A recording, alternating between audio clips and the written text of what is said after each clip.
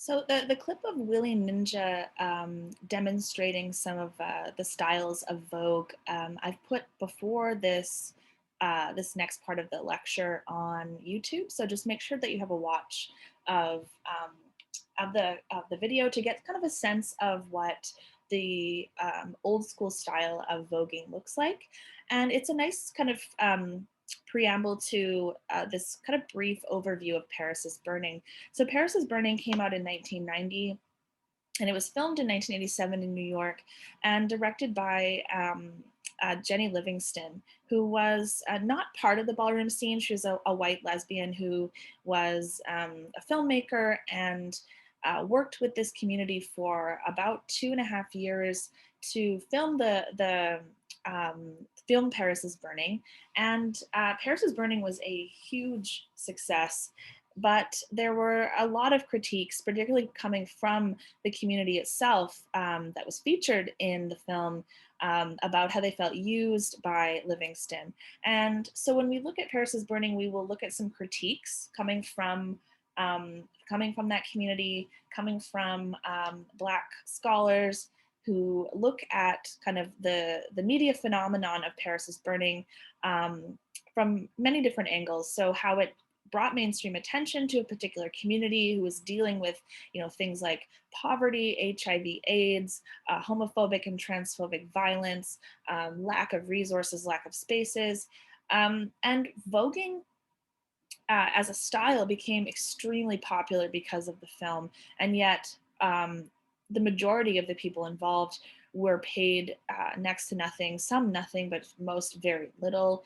And um, while it became kind of this mainstream popular style of dance and aesthetic, particularly after Madonna released her song in 1990 called Vogue, which really brought ball cultures to a mainstream audience, for better or for worse. So Willie Ninja was someone who worked as a choreographer um, for uh, for Madonna, and he was kind of the only person who really had the um, opportunity to uh, take some of the fanfare from Paris is Burning to further career.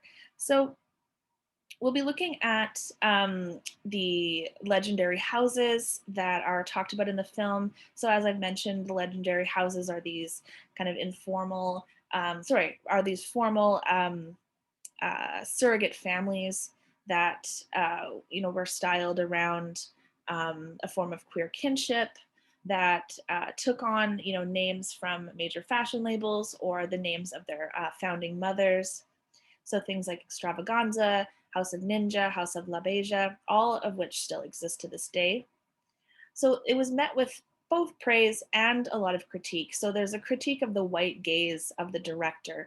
So while Livingston is filming, we don't really get a sense of how she's in the scene. She doesn't have much of a dialogue back and forth. So we get this sense that she's, just objectively documenting when really she does have a lot of editorial control over the film.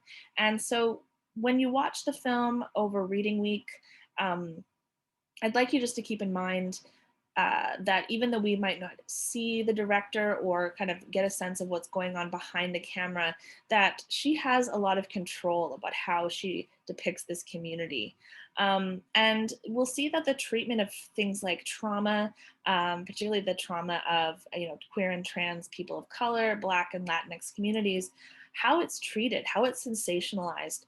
And there is a death of a prominent member of the House of Extravaganza who's featured in the film that happened while it was being filmed. And we'll see that the way that trauma and death is treated in the film, um, in a way that doesn't really take the care and respect of the community very seriously. So we do see elements of Paris is Burning also depicted in the show Pose on FX. So it started being aired in 2018, and it depicts many of these same histories, but it importantly has an entire cast of Black and Latinx queer and trans people. Um, So if you have a chance to find some clips or even watch a few episodes of Pose before you watch Paris is Burning or after, um, you can kind of get a broader sense of the larger scene, the larger historical milieu. So the AIDS crisis, his early histories of gentrification in New York, things like that.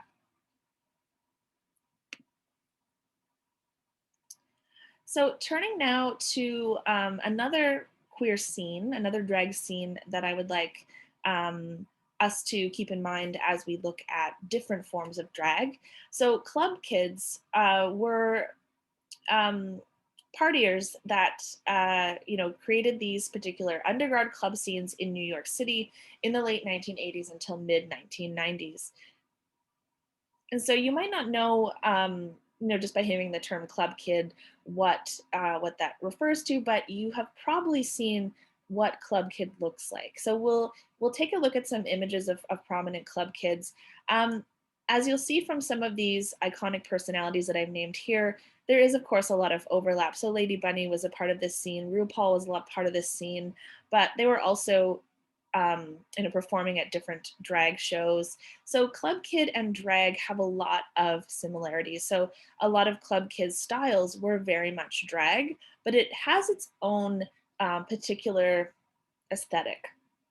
So it was primarily this youth culture that featured these iconic personalities such as Amanda Lepore, Suzanne Bartsch, who was a party promoter who still promotes parties in New York to this day. As I said, RuPaul, Lady Bunny, the actress Chloe Sevigny, and then the infamous Michael Alig. So we'll talk a bit about Michael Alig and the way that the Club Kids scene was described as ending around uh, a very infamous murder that happened around 1996. So Club Kid had a very DIY aesthetic, very much gender fluid, an emphasis on outrageous behavior, costuming, and style. If for instance, we do see references to Club Kid on Drag Race. There is on season 8, we do see a Club Kid runway. And we do see elements of Club Kid makeup um, drawn on and for different challenges on Drag Race as well. And so the DIY aesthetic was very central to it. It was not necessarily based on glitz and glamour, but being outlandish. You'll also, if you've seen season 6, where Vivacious was featured on Drag Race, she identifies as a club kid, and a lot of the costumes that she uses on that are really coming from that culture. What was interesting about club kids and club kid drag personalities was that they were popularly featured on daytime talk shows, which brought this visible presence of LGBTQ and drag personalities to this mainstream audience. A lot of times it was couched in, let's kind of gaze at these ridiculous youths with their costumes, and there was kind of a spectacle about it. But interestingly, the club kids used this to their advantage. They used this to show that it wasn't just an aesthetic, that this was a lifestyle, and it ended up being a really important moment where queer and trans people were able to harness that media presence and that media gaze for their own benefit, to draw attention to that community, to like challenge gender norms, to challenge gender binary within even their own community. So there's a lot of gender bending happening in club kid culture and aesthetics. So Club Kids was not entirely queer and trans, but was mostly made up of queer and trans people.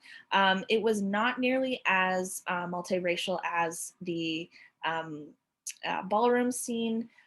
There were, I wouldn't say it's predominantly white, but it's definitely a lot more of a mixed crowd. And it was in the historical moment in New York where a lot of queer spaces were slowly being dismantled. So they would utilize a lot of underground spaces. They would have both indoor and outdoor parties, a lot of kind of extravagant pageant style, but ridiculous pageant style balls. And as an aside, so we won't be watching Party Monster, but the kind of end of the club kid scene, as it's described, um, is kind of situated around the murder of Angel Melendez by Michael Alec and Peter Gatton in March 1996. Um, so that particular event is documented in Party Monster, starring Macaulay Culkin. And these three were all part of a Club Kid scene. Club Kid scene was also very much, as a party scene, filled with things like drugs and drug use. And so this murder happened around um, a lot of addiction, a lot of drug use, and it was very. I won't go into the details because it's quite gory, but you're welcome to go research this on your own. But we do see this kind of so-called ending of club kid culture around this horrific event, and it was also happening at the context of the kind of the city vamping up efforts that had started through the 1980s to clean up New York. So a lot of the gentrification that we see very much embedded in New York today was really kind of amped up in the 1990s. So this is also in the context of the war on drugs, a lot of rampant homophobia and against queer presence or spectacle. So again, with this kind of emboldened homophobia, this push for certain forms of public normativity, this made the featuring of club kids on daytime talk shows even more important to kind of bring that public presence. So even though there was a spectacle to it, spectacle to Club Kid, it was very ostentatious, very visible, very odd. It still garnered up a lot of attention. So here's some images, iconic images from Club Kids. So on the left, we see Lee Bowery. This is kind of one of the most enigmatic Club Kid looks in the white face with the dripping down of black paint. To Lee Bowery's right, we see Boy George. Michael Alec, who I mentioned before, is in the middle, and Amanda Lepore, who many of you might have heard of. This is an image of her on one of these daytime talk shows, and this is the caption that they gave her, which she articulated that she dresses to get attention. So this kind of spectacle was very much embraced by the club kids. So we will watch a clip from Joan Rivers' talk show during the early 1990s, where the club kids were featured and did a kind of impromptu fashion show. We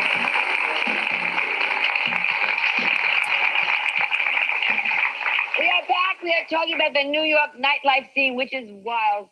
Some of the hottest fashion statements now show up on the dance floor long before they hit the fashion runways. And some of these looks were recently seen at the second annual Style Summit, the world's only nightlife convention, which featured outrageous trends in fashion and in music. And now to introduce the new looks is one of the New York Club kids, right? Personality. Hello. Richie Rich. Hello. How you doing? What is a club kid 90s?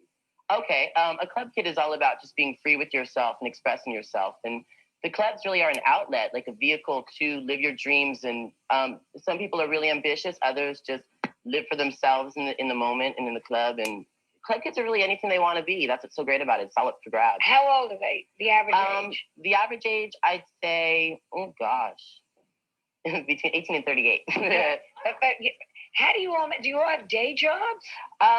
This stuff costs money. Yeah, Bengals do add up, but it's like, but it's just like anything. It's like some people, they live to eat. Other people live to fulfill what they want. So it's like, it is costly, but there's everything from bank tellers, retail people. And they all meet at night. Oh, and yes. You're going to show us some of the most outrageous and wonderful costumes. Yes. Will you start right now? Okay. I sure will. Who is it? First, we have Kide. Kide is a New York native, and he's a costume designer. He's a fabulous club personality. Kide does makeup, and he makes all his own creations and never wears the same outfit twice. Never wear the same outfit twice? Never.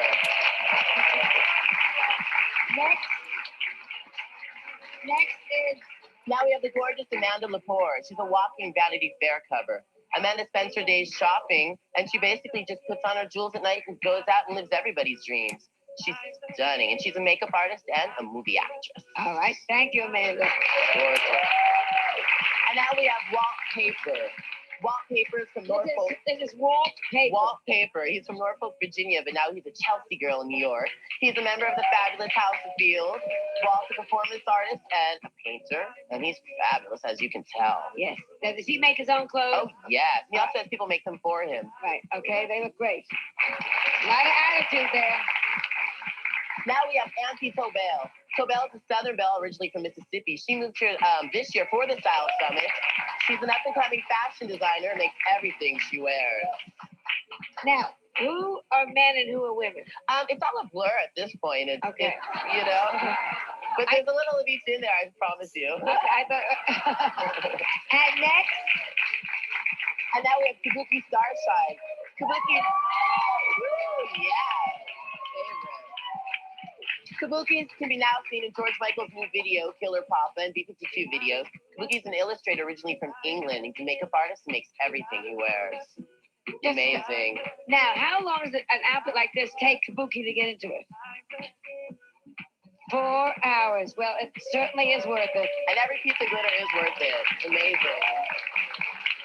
Just Gorgeous. good. Next, Now we have Shelly Baum. She travels around from Japan to California, everywhere, making her own clothes. She has a clothing line called Peace Bomb. She came here this year to do a fashion show at our Style Summit, which was a sensation. All right, Shelly. yeah, very good. Let me ask you, how do these people get cabs to bring them? A lot of times they just pass me by, and then Do you they. have trouble getting cabs Yeah, at a night lot and of stuff like times that? they say, "Do you have any money?" And I say, "Oh, yes." And other times people pick you up, and I'll say, "That last cab driver, he just passed me right by, and he said, but you are what New York is about." And he gets a better tip, of course. Now, all of you, look at this station. May I ask each one of you, and let me come over to you. How much do your outfits cost? How much did your outfit cost total, the wig and everything? Basically, it was constantly nothing because I made the whole thing. I had wing around, so nothing. All right. I don't know how much it cost. I made it all myself. You can watch the rest of the clip on the YouTube playlist.